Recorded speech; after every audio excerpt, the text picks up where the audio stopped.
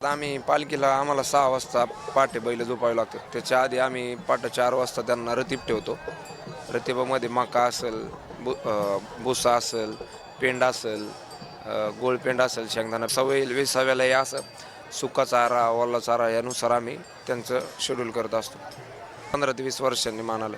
आम्ही 15-20 वर्षांपूर्वी प्रयत्न करत होतो. साधारण आता 20 वर्षांनी आम्हाला मान आलेला आहे. ज्यावेळेस हे समजलं आता हे जे मान मिळण्याचं आहे ह्याची प्रोसेस मागच्या 6 महिन्यांच्या आधीपासूनच चालू होते. ते माऊलींच्या रथाला जो बैलांचा मान मिळाला आहे ते बैलांचे मालक माझ्यासोबत आहेत.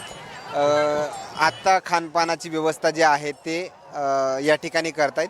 मात्र रेग्युलरमध्ये काय काय चारा द्यावा लागतो त्याला? रेग्युलरमध्ये आता आम्ही पालखीला आम्हाला 6 वाजता पहाटे बैल झोपावे लागतात. त्याच्या आधी आम्ही पहाटे 4 वाजता त्यांना रतीब ठेवतो. रतिबामध्ये मका असेल, भुसा असेल, पेंड असेल, गोळपेंड असेल, शेंगदाणा पेंड असेल, ह्या सर्वांचा मिक्सचर करून आम्ही त्यांना देत असतो पहाटे सकाळी. त्यानंतर संध्याकाळी 10-20व्याला या असं सुका चारा, ओला चारा यानुसार आम्ही त्यांचं शेड्यूल करत असतो. हा मान मिळण्यासाठी जवळपास किती वर्ष तुम्हाला वाट पाहावं लागली? रानवडे कुटुंबाला दर 5 वर्षांनी मान येत असतो रोटेशननुसार. आमच्या कुटुंबाला रानवडे कुटुंबामध्ये आज साधारण 15 ते 20 वर्षांनी मान आलं. आम्ही 15-20 वर्षांपूर्वी प्रयत्न करत होतो. साधारण आता 20 वर्षांनी आम्हाला मान आलेला आहे. त्यावेळेस हा मानाचा मेसेज तुम्हाला समजलं त्यावेळेस कुटुंबामध्ये काय वेगळं वातावरण होतं आनंदाचं?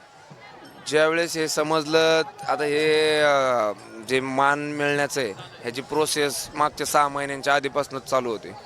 ते हे प्रोसेसमध्ये आम्ही असताना आमचे प्रयत्न तर पूर्ण ताकदीनुसार चालू होते. त्याला माऊलींच्या कृपेने यश आलं. त्याचा आनंद तर नाही असं शब्दात सांगण्यासारखं तर नाहीच आहे. आता हे जे बैल आहेत माऊलींच्या रथाला म्हणलं की रथ आपला मोठा आहे, खूप बैल बलवान जे आहे ते बैल लागतात.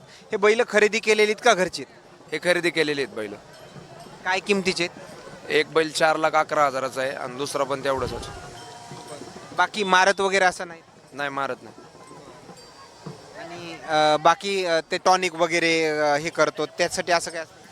नाही टॉनिक वगैरे नाही. आपल्याला जसं विटॅमिन्सचे औषधं असतात B12, D3 वगैरे तसंच त्यांचं पण असतं. ते चाऱ्यातनं देत असतो आम्ही. थोडं कॅल्शियम वगैरे देत असतो. बाकी दुसरं काय नाही. आता किती बैल आहेत तुमचे? हे दोनच 4. म्हणजे 4 बैलाच्या माध्यमातून आळंदी ते पंढरपूरपर्यंत हे करावं लागतं त्यांना, ह्या बैलांना रथ वडावं लागतं. बैल आपण बॅकअपसाठी ठेवत असतो.